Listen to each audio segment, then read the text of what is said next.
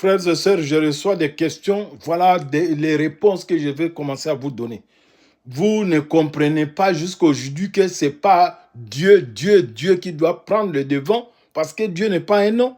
Mais vous ne savez pas qu'au commencement était la parole était avec Dieu, la parole était Dieu, c'est la parole qui a fait toutes choses qui existent, comme vous savez bien. Dans Genèse, la prenez, Genèse 1, vous allez lire là. Quand vous venez encore dans Jean 1, 1, 5, bon, 1, 3, c'est mieux. Il vous a aussi parlé au commencement était la parole, lisez, frères et sœurs. Mais quand vous venez dans 14, cette même parole-là, c'est Dieu-là, est devenu chair, est devenu une personne et a pris un nom qui est au-dessus de tout nom. Vous devez comprendre ça.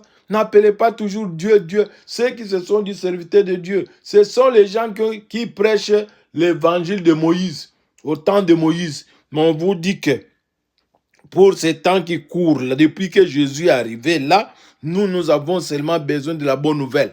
Que personne ne vienne te dire ou vous dire, alléluia, que non, voilà, Jésus-Christ m'a envoyé comme prophète. C'est du mensonge. Jésus-Christ m'a dit, il ne t'a pas dit.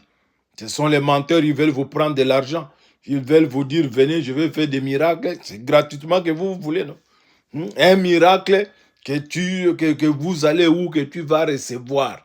De quel miracle tu vas recevoir? Parce que tout doit t'accompagner. Jésus nous a déjà fait grâce là.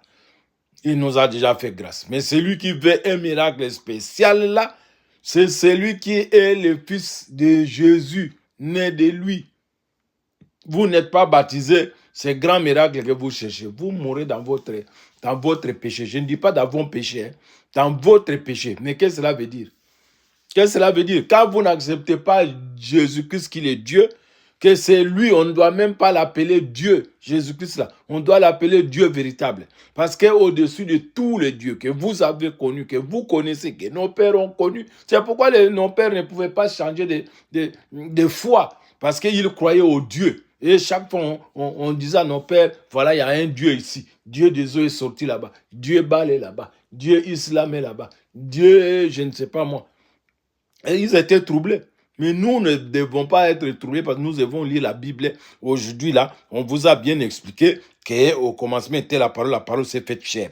Mais comme la parole s'est faite chair, mais en fait, disons, Colossiens encore, premier, 15 à 16, vient vous expliquer que c'est le Fils qui a créé le ciel et la terre. Donc, il n'y a pas quelqu'un d'autre. Et on vient de vous dire encore que c'est lui qui est le Dieu véritable. Donc, vous l'appelez, pourquoi vous l'appelez Dieu? Vous devez l'appeler Dieu véritable. Laissez cette affaire.